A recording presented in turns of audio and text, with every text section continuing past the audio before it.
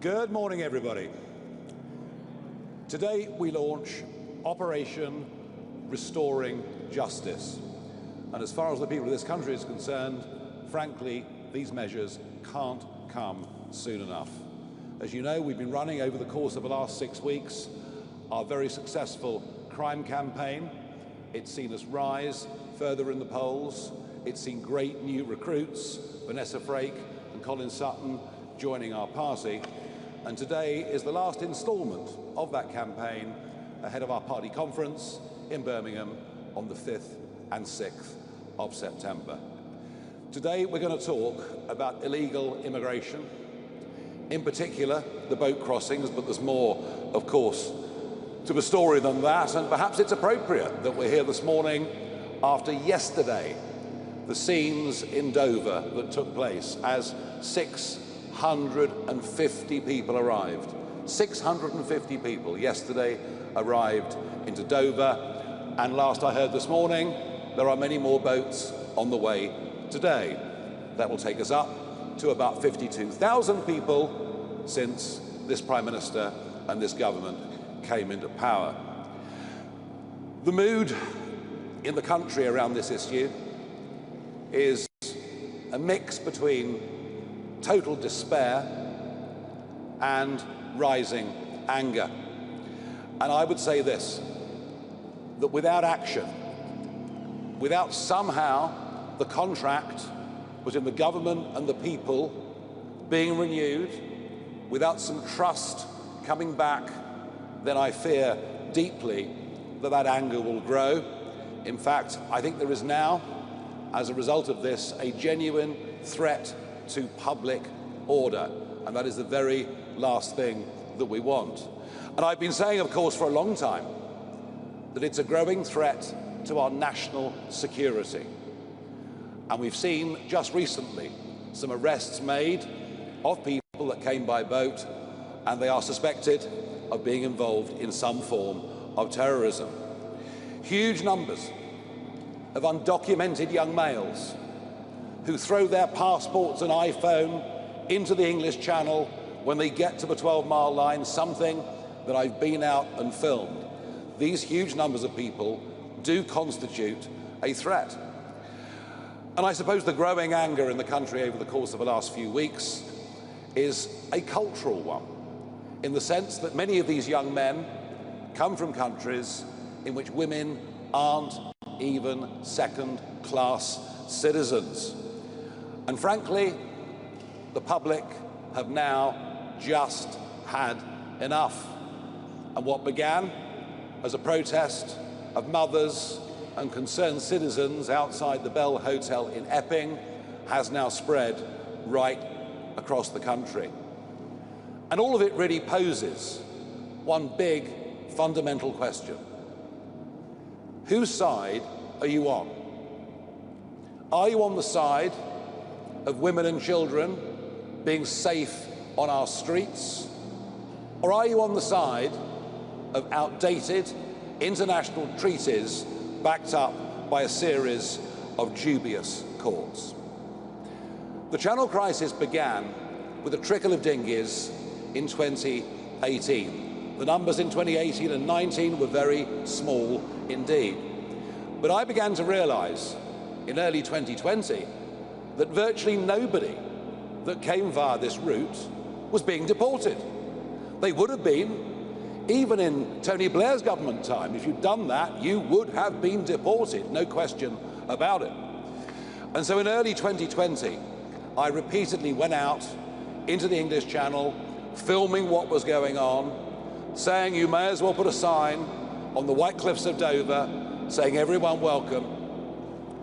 And unless we start deporting people, I predicted this would turn into, and yes, I use the word, invasion. But 180,000 people later, what other word could possibly describe what has been going on? It is an invasion, as these young men illegally break into our country. Well, I did my best in 2020. I warned everybody. I said, unless we deport, the crisis will worsen considerably. But I'm afraid that the Conservative government for the first few years, did literally nothing. Literally nothing. And then belatedly, they put in place a Rwanda plan, they put in place legislation, but none of it could work because they hadn't got the courage to face up to the legal obstacles that made sure, despite spending huge amounts of money on these plans, that nothing was actually going to happen. Rishi's Stop the Boats was a total failure, and frankly, anything that party or people who were ministers at the time in that government have to say, we've got to take with a very, very large pinch of salt. And then, of course, we had Keir Starmer, the lawyer, the man whose second speech as Prime Minister in the House of Commons was where he outlined his love for the European Court of Human Rights, a party many of whom have done very well out of the human rights industry. Smash the gangs was never, ever going to work. And even as we speak, despite the £800 million we've given the French, even as we speak, there are French naval vessels escorting these boats across to a 12-mile line where they'll be picked up by Border Force or our volunteers for the RNLI if it's a busy day and Border Force simply can't cope. And now what happens is the French give them all life jackets. And when they're picked up by Border Force give the life jackets back to the French so they can reuse them on the next journey. I mean, we're literally witnessing two governments colluding in their support of criminal activity. Well, this issue has become a scourge of modern Britain. Just think about the hotels. Think about the houses of multiple occupancy, and not just the cost of it, but think how unfair that is. Unfair to the 1.3 million British people currently on the social housing list. Unfair to those who have legally made their way into the United Kingdom. It's unfair. And the cost, frankly, is eye-watering. Official figures show the whole thing costs about £7 billion a year, but that doesn't account for the massive scale of operations in the English Channel every day. It doesn't account for the amount of police time and court time that is taken up with crimes that are committed by those who frankly shouldn't be here and have come illegally. Our proposals will save, over the course of the next decades, tens and possibly even hundreds of billions of pounds. By the end of a first Parliament, we will have saved a huge amount of money. I understand the public have had enough of this, but here's what we have to do to make Operation Restoring Justice actually work. We have to leave the ECHR, no ifs, no buts. It may have been a good idea 80 years ago. Frankly, it isn't today. We have to repeal the Human Rights Act of 1998, brought in by a Blair government, many of whose families seem to do rather well off the back of it. We will, for a 5-year period, disapply the 1951 Refugee Convention and any other barriers that can be used by lawyers in this country to prevent deportations, to prevent the right thing from happening. We'll create a legal duty for the Home Secretary to remove those that come illegally. And crucially, we will detain all illegal migrants who come, and we will do so immediately. The only way we will stop the boats is by detaining and deporting absolutely anyone that comes via that route. And if we do that, the boats will stop coming within days, because there would be no incentive to pay a trafficker to get into this country. If you come to the UK illegally, you will be detained and deported and never, ever allowed to stay, period. That is our big message from today, and we're the first party to put out plans that could actually make that work. We will stop the boats from coming. There'll be no more incentive to pay traffickers. Public trust will be restored, and we genuinely are the only party that can be trusted on this.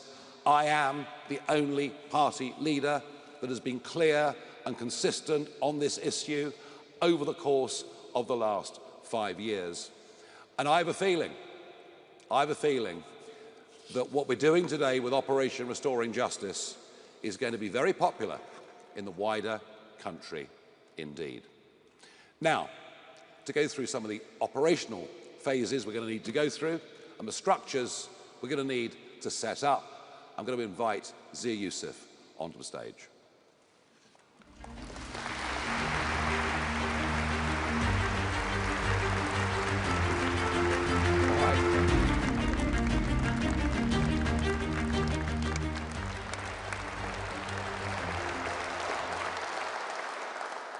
Thank you, Nigel, and thank you all for coming. Look, for decades now, successive Tory and Labour governments promised to get tough on illegal immigration.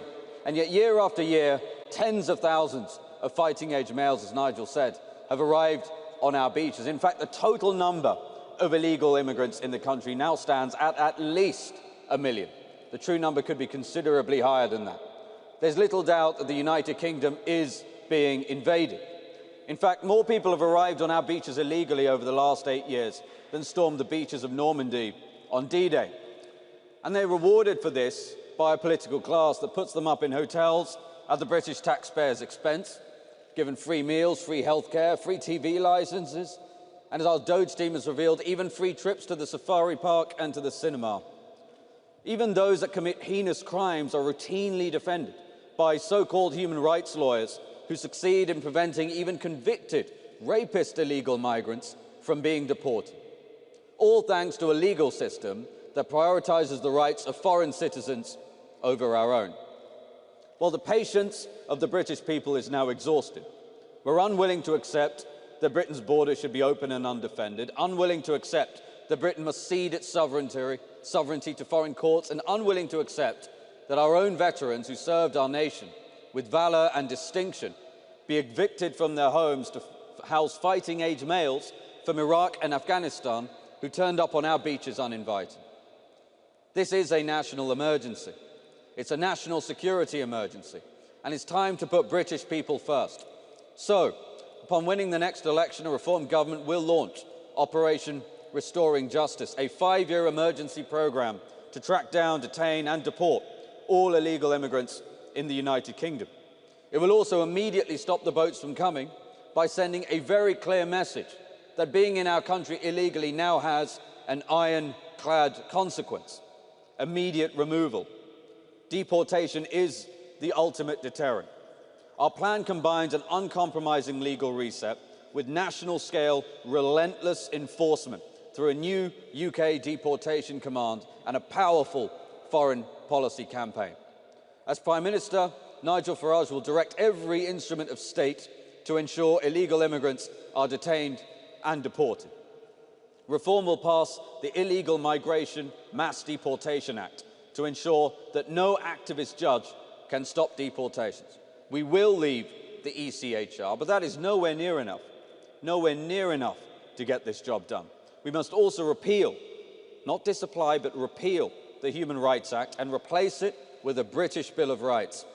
We'll create a legal obligation for the Home Secretary to deport everyone illegally in the country, and will disapply all international treaties that are used to keep illegal migrants in this country. And yes, that means disapplying the 1951 Refugee Convention and the UN Convention Against Torture and the Council of Europe Anti-Trafficking Convention. That is a non-exhaustive list. These treaties will otherwise be used by activist judges to frustrate deportations, even after the repeals of the Human Rights Act and even after the UK leaving the ECHR. We will create sweeping new detention powers for the Home Secretary without Hardy Singh constraints. That means illegal migrants can be detained until they are deported. This is essential because activist lawyers routinely use Hardy Singh to secure their client's bail, after which the client disappears. And we'll pass a law that makes clear that if you came to this country illegally, you will never be granted asylum. End of story. This will mean all asylum claims will become inadmissible if made by a person within this Act's scope. So if you came to the country illegally, you'll never be allowed to stay. It strips the Home Office, the immigration tribunals and the higher courts of jurisdiction to even consider asylum claims, because a claim that cannot be considered cannot suspend removal and therefore cannot delay a flight. Nothing less than what we've just described will do. And when Nigel's Prime Minister, there will not be a lawyer nor a judge in the country that will be able to prevent a deportation flight from leaving. If you come to the UK illegally, you will receive a lifetime ban from ever coming back to our country. Re-entering after deportation will become a criminal offence, punishable by up to 5 years in prison. Deliberately destroying your identity documents, having come here illegally, will also become a criminal offence, punishable by up to 5 years in prison. We will pair this legislative reset with a UK deportation command. That is a dedicated force to identifying, detaining and deporting illegal migrants at scale. We'll create a cutting-edge data fusion centre that will automatically share data between the police, the Home Office, the NHS, the DVLA, HMRC and banks. This will allow Deportation Command to relentlessly track down and detain all those who entered our country illegally. We'll build capacity to detain up to 24,000 illegal migrants at a time. That enables us to deport up to 288,000 illegal migrants a year. Detention will mean deportation.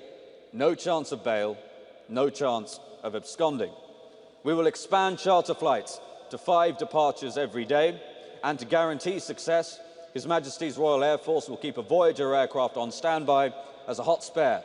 So even if a plane has mechanical issues, flights will not be stopped, deportations will not be delayed.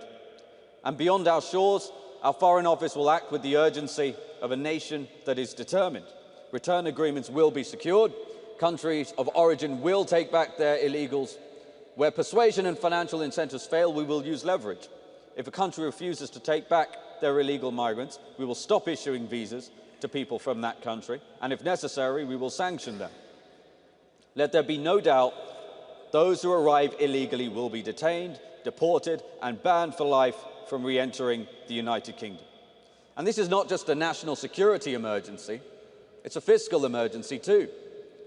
Right now, Britain is spending more than £7 billion every year on the costs of illegal immigration, and that excludes the huge cost items like the burden on the NHS. Billions are spent on hotels, community housing and welfare for those who have no respect for our laws. Those who obey the rules are forced to pay for those who break them. The cost of deporting those who are illegally will be £10 billion over 5 years, but in that same period, our plan will save the taxpayer over £17 billion. So the net saving to the British taxpayer will be very, very significant over 5 years. And over a decade, the savings will exceed £42 billion. That is money that is returned to hard-working families, to our schools, to our NHS, and to rebuilding Britain's prosperity. This is a transformative plan that will mean those who are here illegally will be deported at unprecedented speed and scale.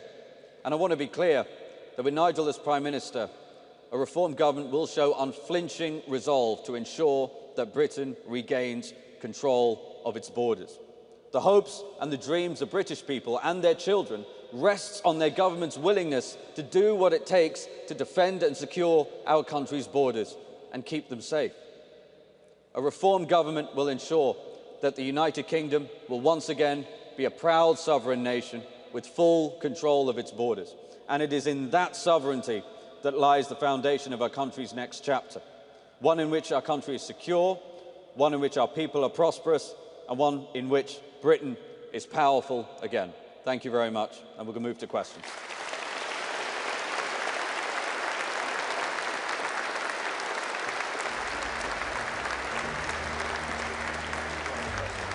That side, maybe I'll go this way. way. This is my hearing. Zia, thank you very much indeed. Right, we have a pretty extensive list of questions from the press, and the first up is Ben Wright from the BBC. Thank you very much, Mr. Farage. Your plans could mean sending thousands of asylum seekers back to countries where they might face imprisonment, torture, even death. Does that bother you at all? And what happens if countries refuse to take people back? Does it bother me? Of course it bothers me, but what really bothers me is what is happening on the streets of our country. What really bothers me is what is happening to British citizens. What really bothers me is, and you've seen this from the Bell Hotel onwards, the growing concern with justifiable evidence that women and girls are far less safe on the streets than they were before this began. So it's all about whose side are you on? Whose side are you on? Are you on the side of the British people or international treaties? Now, where countries, and I think Zia laid that out, that it's going to be a carrot and stick approach to it, but if we can't get deals with certain countries, then we think this country has considerably more muscle, diplomatic muscle, than perhaps those in Westminster currently recognise, then we will have to find other locations. And, you know, we're going to be talking to Albania, we'll talk to Rwanda, we will find solutions. Catherine Foster from GB News. Thank you, Catherine Foster, GB News. Nigel Farage, last September you told GB News that it was a political impossibility to deport hundreds of thousands of people and that you simply couldn't do it. What has changed your mind that you now believe that you can? The political impossibility was deporting millions and millions of people, and that's where the argument had gone. We had a situation, a political difficulty within Reform UK. This does happen to parties. They do have difficulties and problems. We had a problem that one of our MPs, who's no longer an MP, was talking about deporting entire communities, including people who've been born here. And frankly, we found that unacceptable. And so I just did not want, I think you can quote me for another interview, to get dragged down the route of mass deportations at that stage. We have sorted out that political internal difficulty that we had, and since that time, the work has been done on a credible plan so that we can deport hundreds of thousands of people over the 5 years of a reform government. Thank you. Harry Horton, ITV.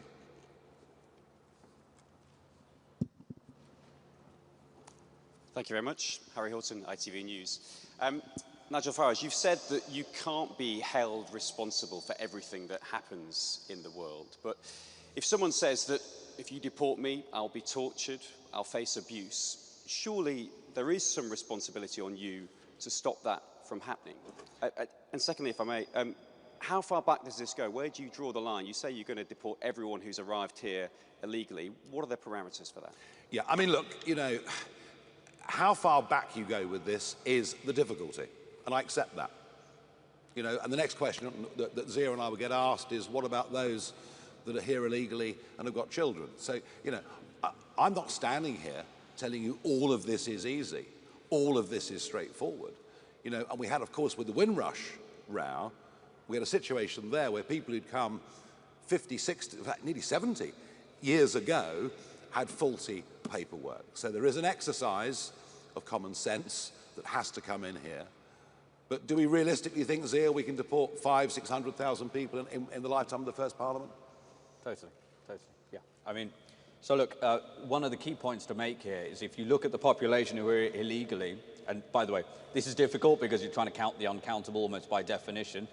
You're talking north of 650,000 adults without children who are in this country illegally. And by the way, those are the ones the British people are most concerned about. They're the ones who, in some cases, are terrorizing local communities, hanging around bus shelters. Let's start with deporting them. Let's get that done promptly and efficiently.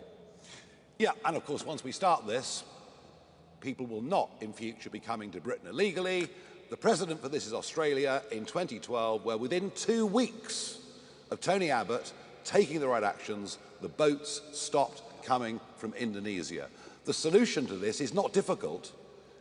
It's been the lack of political will to put in measure the right places is why we're now in this position where, as I said earlier, the public are between a mixture of utter despair but increasing and growing anger. Serena Bankin-Singh from Sky. You've said that you're going to detain anyone who arrives via small boats. Will that apply to women and girls? And what about unaccompanied children? Will they remain in Britain while their parents are turfed out? And then you said you would leave the UN Torture Convention. Australia and the US haven't done this. Are you comfortable of the risk of people being killed or tortured if they're sent back to their country of origin? And will pulling out of these international treaties lose UK credibility on the international stage? Well, we're talking about disapplying for up to 5 years a variety of conventions that do need broader debate and certainly at a UN level need reform and change. As far as the ECHR is concerned, we're very much of the view that it's a body that they say is separate from the European Union, but you know, I could walk from my office in Strasbourg straight into the European Court of Human Rights. They're joined at the hip.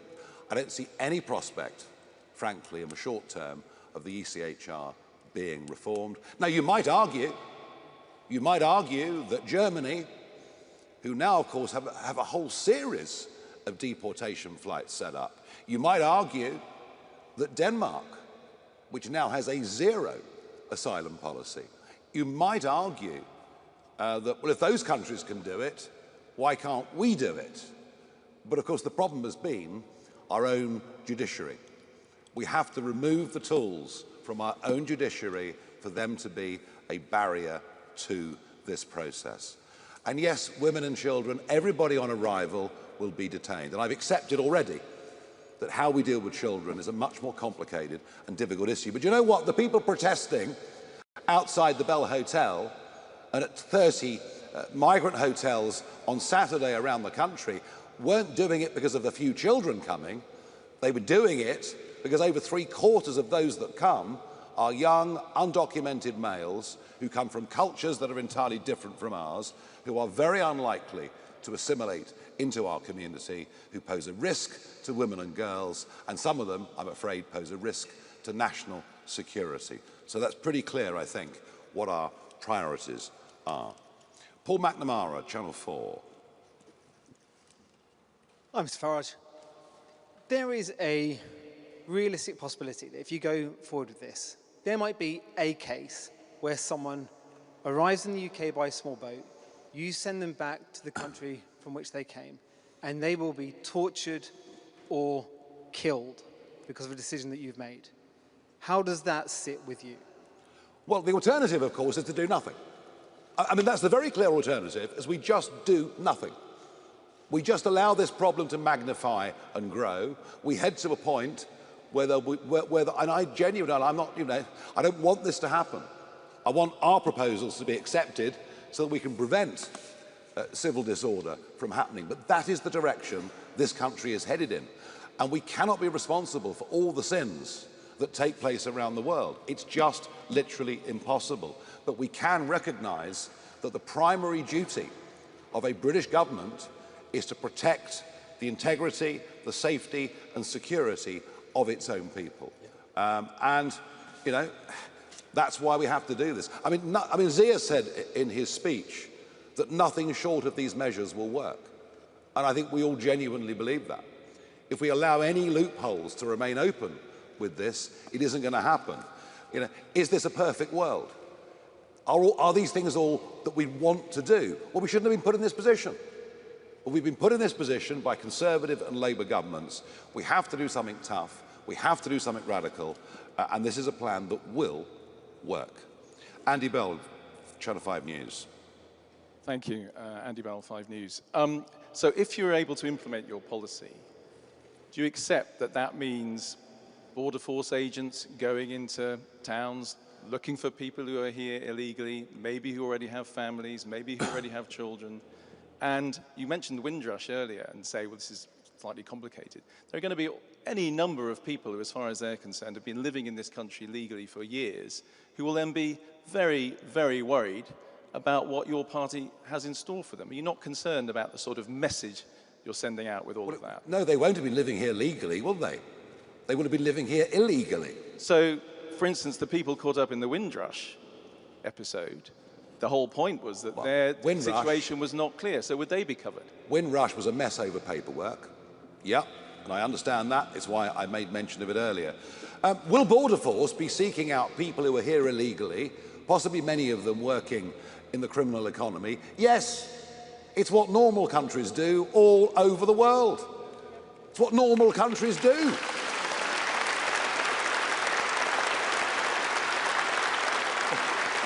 I mean, what sane country? What sane country would allow undocumented young males to break into its country, to put them up in hotels? They even get dental care. How about that? Most people can't get an NHS dentist. This is not what normal countries do. We are talking about normality. And actually, the funny thing is, I'll say it once again, in the first Blair government, if you came here illegally, your feet didn't touch the sides. But it is this gradual drift. Ever since, really, I think the Human Rights Act was incorporated into UK law, it's this gradual drift to just accepting that anything goes. Well, we're not accepting it, and I tell you what, there's a big silent majority out there who are not accepting it either, and they are crying out. They are desperate to have some leadership that's got some courage. They're desperate for a political party that can put forward people who genuinely will put the needs of the British people first. That is what government is supposed to do. Thank you. Christopher McCowan from the Press Association. Thanks. Chris McKeon, PA. One of the countries you suggested sending people back to was Iran, a country which poses a national security risk to the UK and has attempted to kidnap and murder people in this country. What financial incentives are you suggesting you offer them to take deportees back? Can I be clear that no young man from Iran who arrives by boat should be walking the streets of our country? Under no circumstances.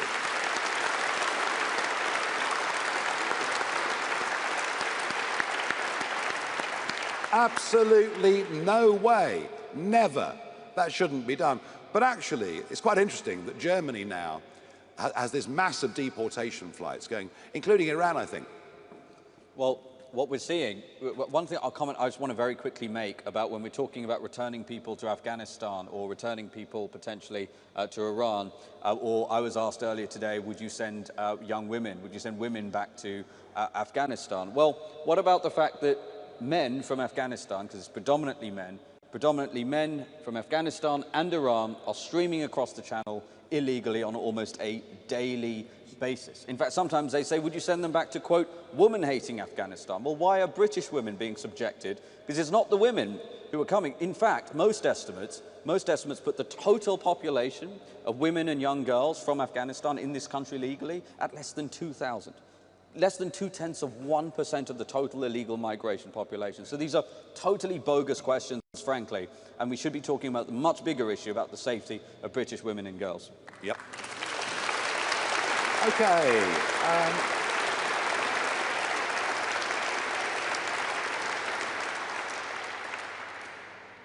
I think one of the most interesting things about this press conference and about the media the last few days is the questions that are being asked about the practicalities of individual pieces of implementation. What I notice, there's very little pushback from the media against the idea that we really are in very, very big trouble in this country. And I think every one of you know, I thought Andrew Neil's piece in the Mail on Saturday was very reflective. I think everyone understands we have a massive problem here. We are not very far away from major civil disorder. And so I think the acceptance as a whole of the big picture that we're putting forward, shows you that once again, it's reform that are leading national debate. No Hoffman from the Sun. Thank you, Ms. Farage. Noah from the Sun. You were just mentioning there about this growing anger, this seething anger at Sir Keir Starmer for what some people think putting the human rights of foreign rapists above British families. But there's still around 4 years until another general election, and a lot of people will be feeling very helpless and like they want something to happen quicker than that time. So how would you recommend members of the public should put pressure on a Labour government to do more than just cite human rights laws and actually tackle this issue? I think that one of the things I've learned over quite a long time in this game is that if you lead with arguments, if you get the public to follow you, the other politicians start to change their tune. And let's face it, this is a Labour government famed for its number of U-turns already. So I would urge everybody out there that's got a Labour MP to go to that MP and say to him or her, unless you get a grip on this, we will absolutely not be voting for you next time round and you will lose your seat. And if that happens on a big enough scale, I think it could be a remarkable effect of concentrating the mind. 4 years to the next election? Do you really think so?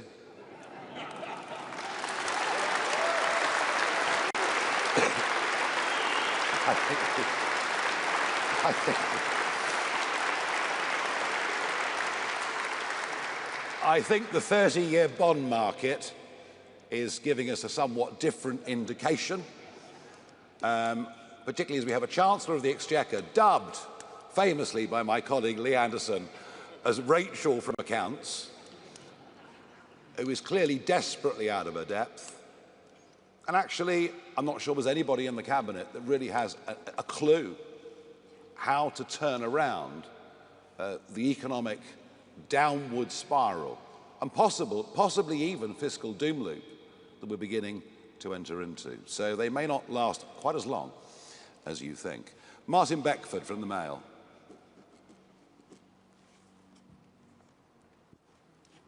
Thank you very much. Martin Beckford from the Daily Mail.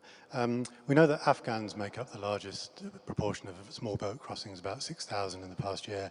We know that lots of people who work with British and American forces are still trying to flee the Taliban. Would you make any exceptions for them and allow them to stay? Yes. You yes, absolutely. Right. There were brave Afghans who supported the British forces and American forces during that 20-year war, who, of course, absolutely, of course, deserve recompense for the enormous risks they took. And by the way, Martin, just bear this in mind.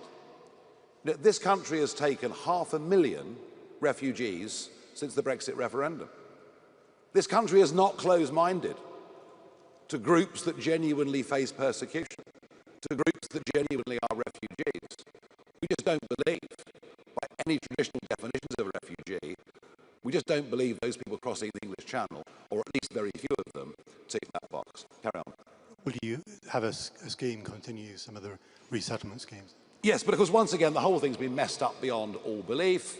The list of a couple of thousand interpreters becomes a list of 100,000 people. The whole thing gets leaked. It's a complete and utter shambles. But, where it's right and proper, Operation Restoring Justice would apply to those Afghan interpreters as well. Absolutely. Thank you for your question. Do come in whenever you want. Yes. Can I just very quickly mention, to the degree someone wants to make the case for legitimate asylum claims, as no doubt some may exist, those can only ever be taken seriously when you have a secure border and you actually have control about who's coming. This is one of the biggest problems. I put it to you that an infinitesimal number of the Afghans who are crossing the channel illegally served with our military bravely. It will be an infinitesimal number. We know this. So again, this is a big part of what reform is going to do. If you don't have a border, you don't have a country. If you don't have a border, you don't have an immigration policy. We can talk about it all we want. Quite, absolutely, absolutely. Michael Knowles from the Daily Express. Thank you very much. Your operational plan speaks about a 6-month voluntary return window. Can you spell out why you're going to do that and why it precedes the large-scale raids? Well, because there's a nice way of doing this. And there's a very tough way of doing this. And if people think, crikey, you know, they're breathing down my neck, they're actually going to catch up with me and deport me, I might as well take the offer of £2,500 and a free, comfortable flight back to my home country. Difficult to assess just how successful that will or will not be. But if you think, this time next week, they're going to be knocking on my door, I suggest quite a few people might take that up. And I think that is part of our sort of carrot and stick approach to individuals illegally in Britain, but equally to other countries as well. Yeah. We will try to make it easy. And after all, the countries we're talking about, we're giving nearly all of them foreign aid anyway. So there are ways that we can offer them constructive deals to take back their people, or we can get tougher by applying diplomatic or economic pressure. Can I just add as well that it's also much cheaper, frankly, and I might stick in the throat a little bit paying people who are coming illegally, but if you look at the Department of Homeland Security, we've looked a lot at what the Trump administration has done. The DHS have said, their voluntary programs about $1,000, $1,500 relative to $17,000 for an enforced deportation. And as Nigel said, one of the things that will happen immediately once we pass this legislation is UK Deportation Command will start issuing letters informing them, we know we're on to you, and if you don't take this voluntary program, you're gone forcibly in 6 months' time. Yeah. James Hill, Spectator. The risk of a British Bill of Rights is that it simply empowers those same activist judges that you've decried here today. Would it not be preferable instead to simply repeal the 1998 Human Rights Act, leave the ECHR and go back to the old system of legal governance? Yeah, I mean, common law really is what you're talking about, and that's how we used to do it. And, our tradition has always been that we're free-born people, that everything is allowed, unless there is a law that specifically prohibits us from doing something, as opposed to the more European system of state-given human rights, which incidentally they can withdraw pretty much at a moment's notice. Look, we've used the Bill of Rights as a term because it is an historic term in British history, but it won't be full of European-style human rights. It'll be a reassertion of what the basic liberties are of people in this country, and let me assure you of one thing. It will include the right to free speech, which I'm afraid to say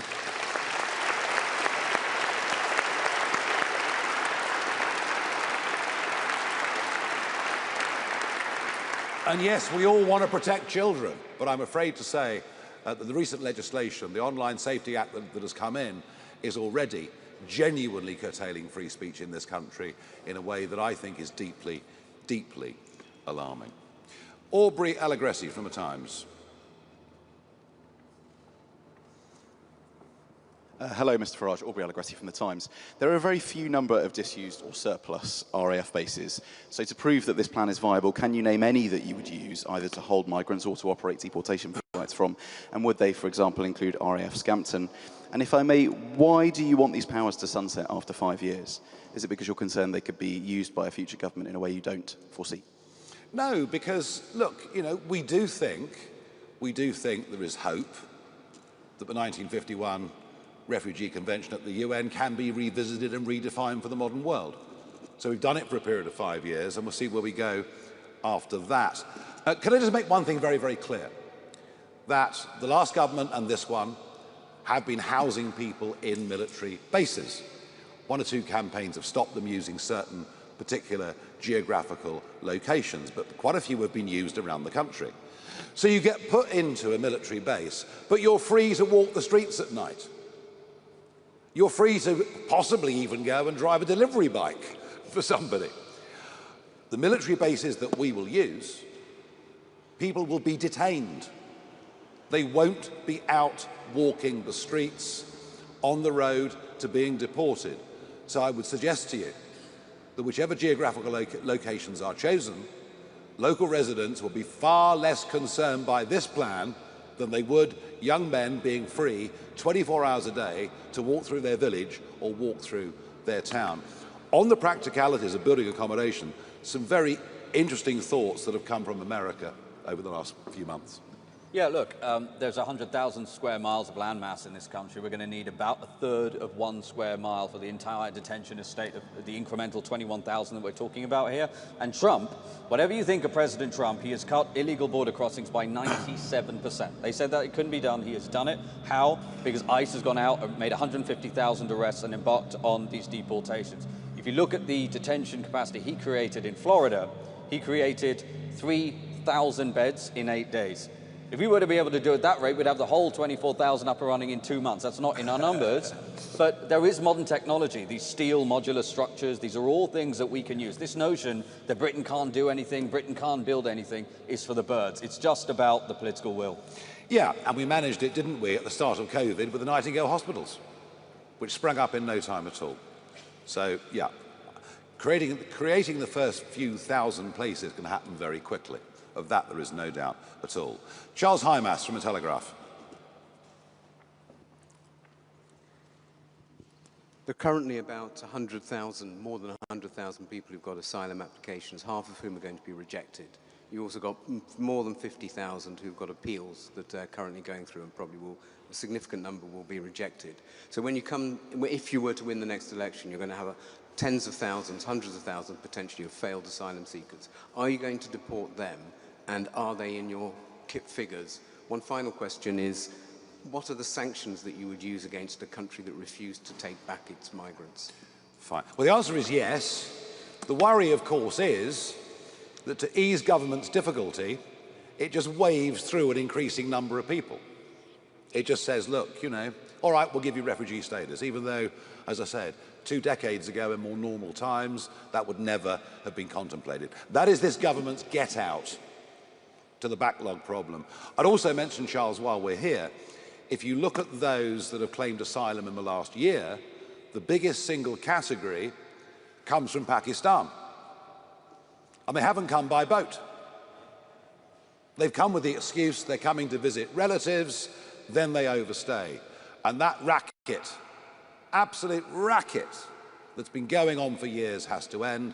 The same applies to students who come here and then deliberately and willfully overstay. And one of the most remarkable things about those stats is under half of all people making these claims have come by boat. Overstaying is a massive problem, and neither of the last 2 governments, frankly, have done very much at all to deal with it. There are overstayers now being deported on a relatively small scale, but nobody is actually gripping this issue. We'll give the Telegraph 2 questions, shall we? Did you have a question, Camilla? Very generous. This is for the Daily Tea podcast. You mentioned earlier that there are 3 million people on social housing waiting lists. 1.3, I said. 1.3. Would it be your policy to have a British-first approach to appointing housing when it comes to local areas? Some local areas do look at localism, but others don't. Would that be a blanket policy? And while we're speaking about housing, what's your reaction to the revelation that the Deputy Prime Minister, Angela Rayner, has got an £800,000 second home in Hove? Do you think it's hypocritical? Should MPs have second homes? So, I would say this to you. Isn't it funny that the residence that Angela Rayner is living in London is now coming under criticism from James Cleverly? He wasn't complaining when Michael Gove lived there. So it's just party politics. And if Angela Rayner has been tremendously successful in business,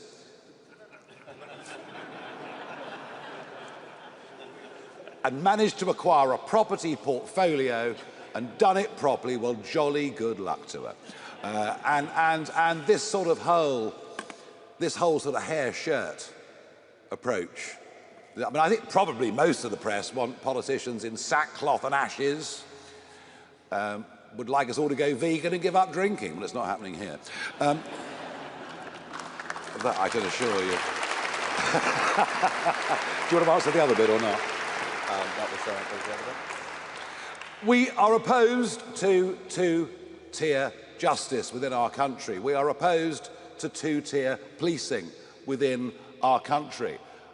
We are opposed to two-tier sentencing. We've just seen Lucy Connolly coming out of prison as Ricky Jones walks free. And yes, I know the circumstances were different.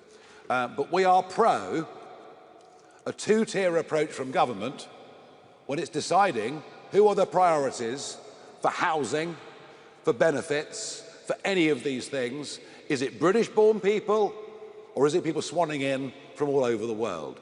And we are pro British in this country having more rights than those that have recently come. Yes, yes, yes. And in time, you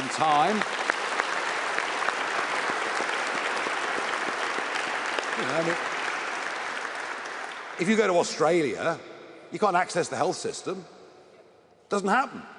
You've got to pay your insurance for 4 or 5 years. You commit a crime, you'll be deported. We've just been so weak on all of this. We welcome those that will come, will benefit our society, integrate, contribute, and in time become British citizens and have the full rights of everybody else.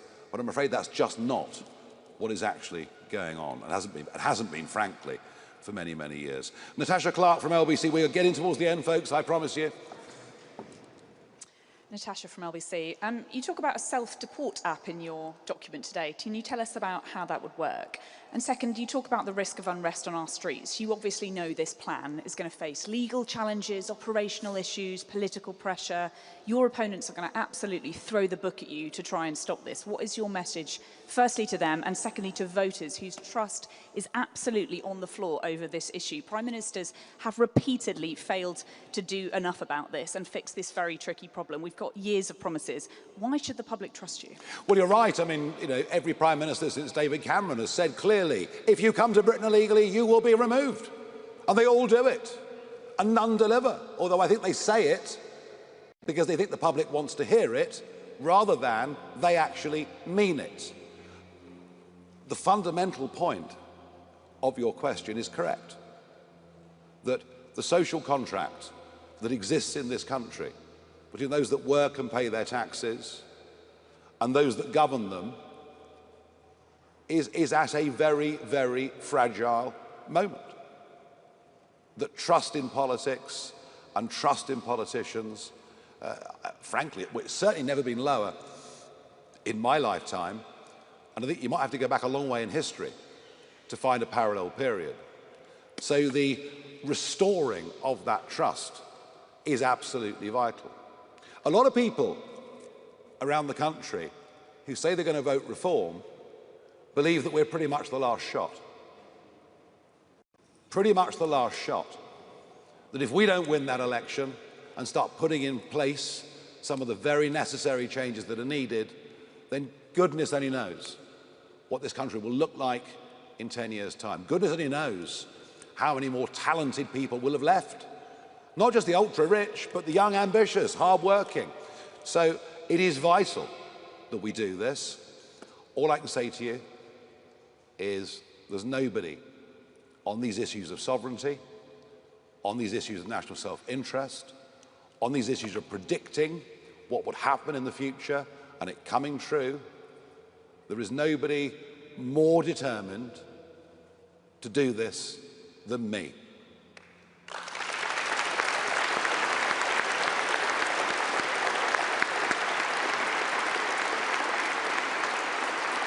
Okay, Eleanor Langford from the iPaper. Hello, Mr. Farage. Just to confirm, are you willing to negotiate with the Taliban and potentially pay them tens of millions of pounds to allow increased returns from the UK? And one more, if I may. Are you concerned that leaving the ECHR could jeopardise the Good Friday Agreement? Could jeopardise? The Good Friday Agreement. Yeah, I mean, look, you know, Blair, of course, wrote the ECHR into everything. He wrote it into everything to try and embed it deeply in British law. Can we renegotiate the Good Friday Agreement to get the ECHR out of it? Yes. Is that something that can happen very, very quickly? No, it'll take longer. It'll take longer. So unfortunately, and for a variety of reasons, previous governments have placed Northern Ireland, I'm afraid, in a different position to the rest of the United Kingdom, something that we vigorously opposed. It will take a little bit longer with Northern Ireland. Zia?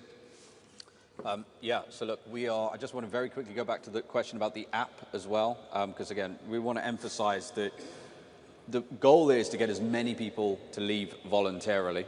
And what Deportation Command will make very clear, they will issue dates once they've tracked people down. This is the date that you will be arrested and you will be deported. Going back to the earlier point as well about why should people believe Nigel when so many political leaders have stood in front of the British people and said we would do it?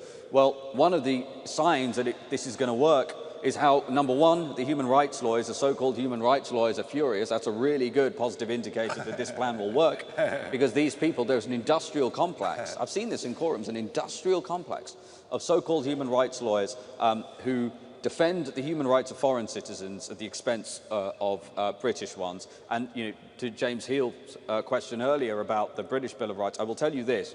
The draftsmen who put this legislation together have been under a very, very clear and strict instruction. When Nigel's the Prime Minister, there will not be a judge in the country that will be able to prevent a single plane from departing. And that is why...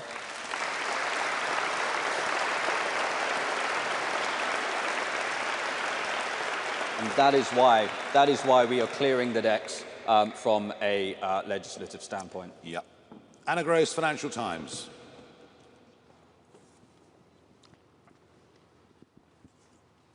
Thank you. You said that we're facing a massive and unprecedented crisis of people coming over to the country to claim asylum. The numbers have gone up. It was 108,000 in 2024, but this was only the 17th highest number in Europe per capita of the population.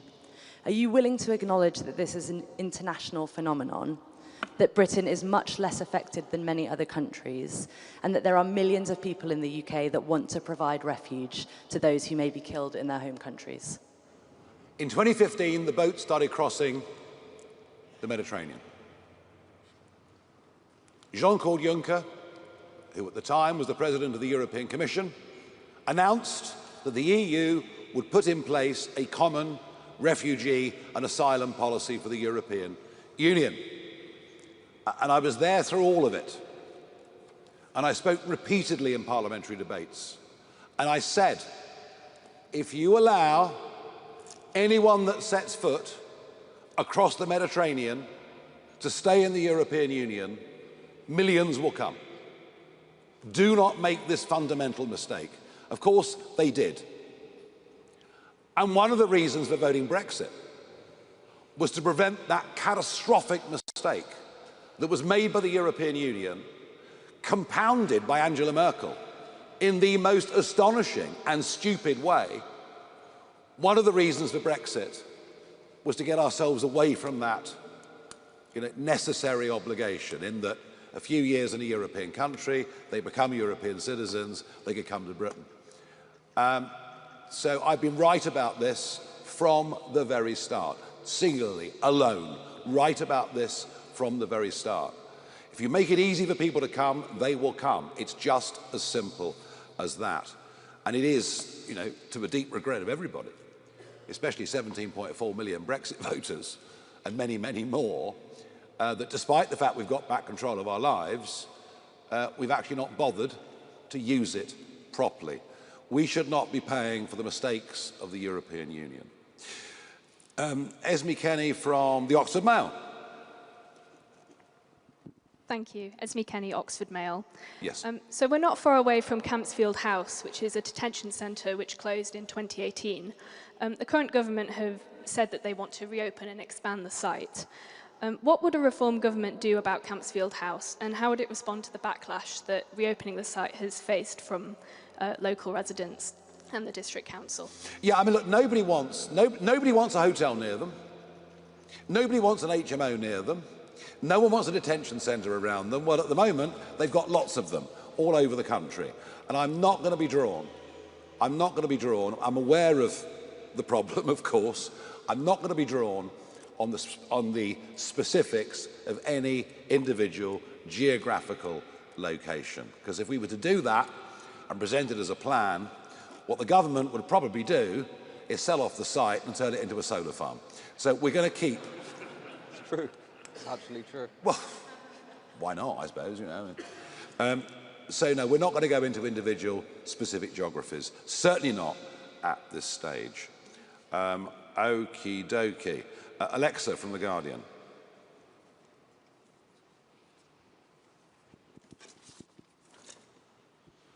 Thank you. Elisa Addy from The Guardian. Misspelled, sorry. Yeah. Sorry.